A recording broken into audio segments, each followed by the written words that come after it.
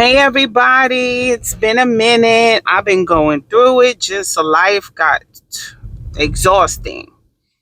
Um, I don't got a hat on today, so I clipped the mic to my glasses. And I'm wearing glasses today because I slept in my contacts. And why I slept in my contacts? Because I am very allergic to shellfish, but I have I don't know the good word. I eat it even though I know it's bad thing with crab legs, and I haven't had crab legs in about 5 or 6 years. So I got a box of crab legs, and I eat a little at a time. And I take a Zyrtec and a Benadryl so I don't have severe reactions. But because I touch them, if I go then and take my contacts out, my whole eye will blow up. So it's been a while. I used to have this system down pat, everything to do. When I started handling the crab legs, like taking them out the box to boil them, I forgot.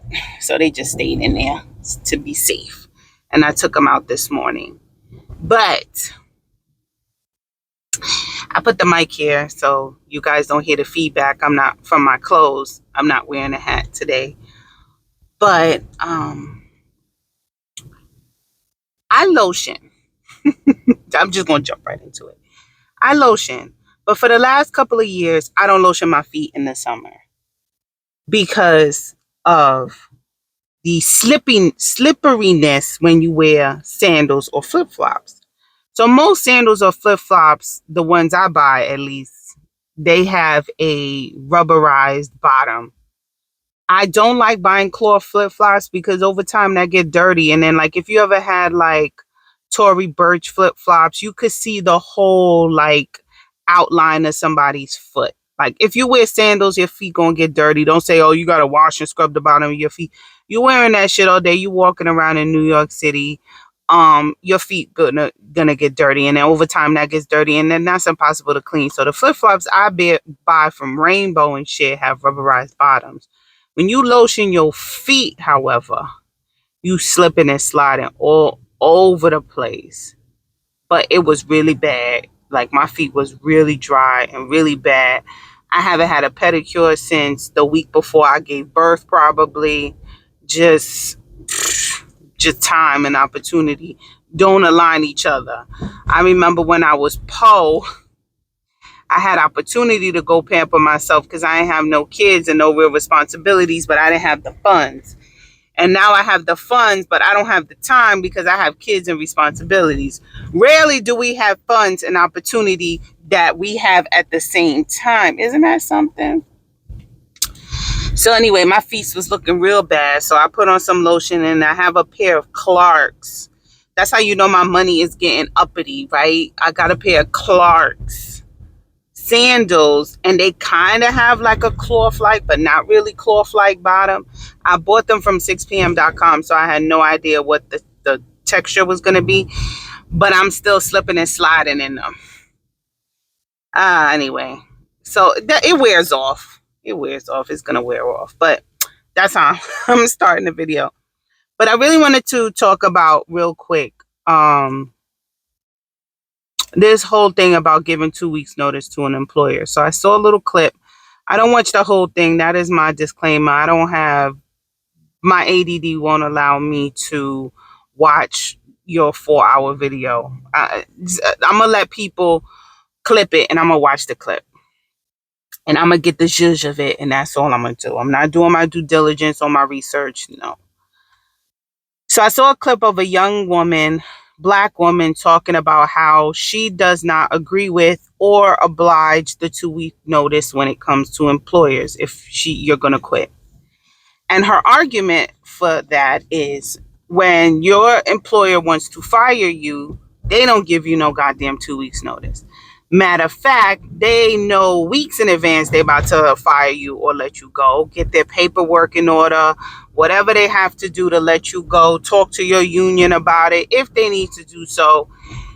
And they do everything they need to do weeks in advance with disregard of how you are going to feed yourself, clothe yourself, pay your mortgage, continue your health care or whatever, make you buy Cobra while you scrimp and search to try to find another employer. And then some of these new employers, you don't get health care day one. It's rare that you find a job that will give you health care on day one. Sometimes it's a 30-day wait, sometimes it's a 90-day wait, sometimes it's 6 months. The job that I was on now, our dental didn't kick in until 3 months, and you had to pay. And then you couldn't use it for 3 months after the employment. The only thing that started was the first of the month was when your health insurance paid, and that's when you would get charged. So if you started the job on July 1st, you were insured from the 1st on.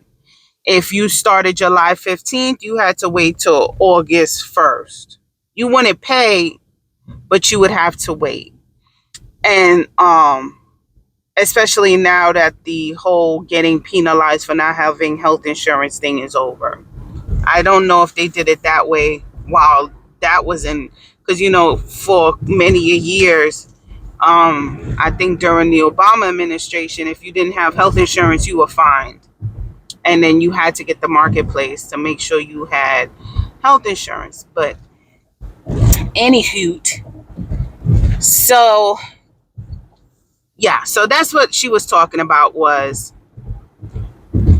they don't give you that courtesy. Why are you giving the courtesy? These jobs don't deserve our unwavering loyalty, and yada yada yada. And while she is 100% correct, and I do agree with her, I'm of these mindsets that fuck these jobs. These are not your grandpappy, great grandpappy's job, where he got this job out of high school and he was able to get married, buy a house, take care of the house.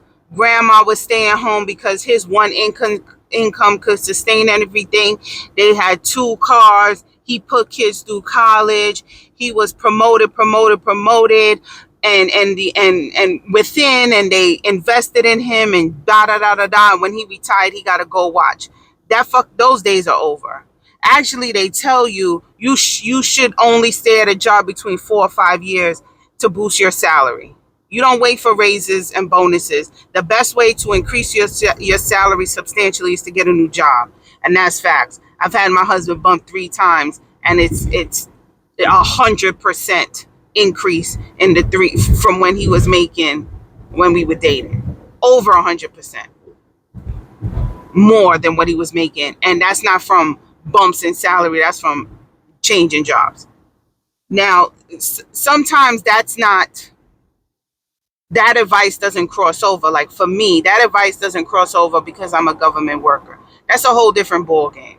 Government workers, we have steps and schedules or whatever, and they cannot pay you more than the person that's been there longer. There's rules. But if you're in the private sector, and especially if you're working retail or fast food, I totally agree with her. You work in retail or fast food, get the fuck out. You don't owe them no goddamn 2 weeks notice, and don't have them train your replacement. Fuck them. Fuck that. It is a remedial fucking job. Now, if you're in a small, not small, if you're in an industry where you will potentially run into these same people again, your firm will work with their firm, then yes, you have to play the game. It's all about playing the game. You have to make them and stroke their ego and make it seem like, oh, I really don't want to go, but I have to go. You stroke their fucking ego, because you never know when you'll run into that company again, and people talk. At the last school that I was before here, I felt that there was racial discrimination based on people doing the same jobs and of different skin color getting paid differently. People who weren't qualified to sit in that seat because it was a government seat, who were temporarily sitting there making more than me, who was legally able to sit there, you making more than me. How? When I asked for comparable pay, I didn't ask for more. I asked to get what everybody else was getting. I was told no, and him in the heart. Now, I sought out a civil rights attorney for employment attorney. I did. And he gave me a consultation. He didn't even charge me. And he spoke to me for a very, very long time as to why he didn't think that I should pursue this. He said, didn't want to be offensive, but the salary I was asking for and the salary I was getting was laughable. He said, that's way too low. You're fighting over this. It's way too low. You're fighting over something that, although they cannot give you a bad recommendation, you will be a scarlet letter and they will find ways not to hire you. So, not to give out too much of my personal business, but once you are tested and you have a seat, doesn't matter what your score is, you can transfer and pretty much skip the list. So everybody knew who took the test after you, their scores matter. But if I'm a transfer from one school, from one place to another, I could skip the list and they could hire me regardless of what my score is because I'm already vetted. I've already been in a seat. And that's why I took the job in the first place. The salary was too low, but I needed to get in the seat to transfer. I knew about that. So that's what he said. You want to go somewhere else or you want to stay here? At that point, I was disgusted. Like I said, I have a very throwaway mentality. If you do something to me and I'm turned off, I don't want to be around you anymore. I don't want to work for you. I don't want to be around you. I'm very much Rochelle. I don't need this shit. My man got 2 jobs mentality. You know what I mean? I don't mind being poor. I'll flip burgers for my peace of mind. So he talked to me about it, and ultimately we came to the decision that we wasn't going to pursue anything. It would just be best if I started looking for another job and leaving. And that's what I did. And it didn't take long. I started looking for another job doing the same seat. And I applied. I went on 2 interviews. The second interview I went on, they called me back and subsequently ended up getting a job, and I've been here almost 6 years. Very happy. I didn't get promoted. I know I'll probably never get promoted, but that is a dialogue I have with myself on quality of life versus chasing the almighty dollar. If I didn't have kids, would I still be here? Probably not, because I'm very driven. However, having children and having babies damn near put the brakes on it, because I like the flexibility, the set schedule, the balanced work life balance that I get from having this job. And yes, can I go somewhere making another $30,000-$40,000 a year? Yes. Are they going to make me earn that extra $30,000-$40,000 a year? Yes. Am I missing games? Can I leave early to take these kids to martial arts? Absolutely not. And that's what you get when you're in the private sector. They make you work. And I'm a lazy hoe. So I digress. If you're in the private sector, you're not held to these rules. You're non-union. You don't, but you're in a field that, although legally are they allowed to give you a negative review? No. But they're allowed to ask, are you rehirable? And if you not giving a 2 weeks notice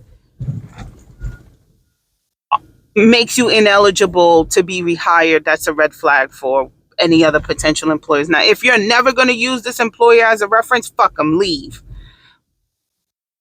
But if you're potentially going to see these people again and you have to work with them and deals with them, then yes, play the game and give the 2 weeks notice. That's how I feel about it. The advice she gives doesn't cross all spectrums of employment as far as the game. Yes, she's 100% correct. They don't owe you shit. You don't owe them shit. They won't give you 2 weeks notice to fire you. Matter of fact, so I used to job coach.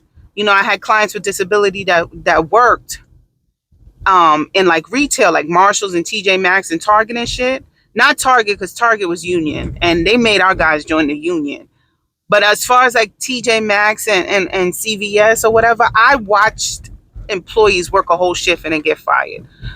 What? You made me come in, or they made them come in to fire them. That is terrible. You made them pay their fare. A lot of these kids were taking Lyfts and Uber. You made them pay that little $10 and fire them before they even clocked in. I've seen that shit too. And then that's when I was like, oh, we're going to stay in the back, because if that was me, There's a reason why the term is called going postal. But anywho, yes, she is. She's right. But I also know that this is society and you have to play the game. Like, if you want to buy a car, ladies, you have to bring a man with you and act dumb and docile and let him do all the work, even though you're the financier. You know, you go to a mechanic, you never take your car in to go to get repaired with a mechanic as a woman. No, you borrow a man to go do it.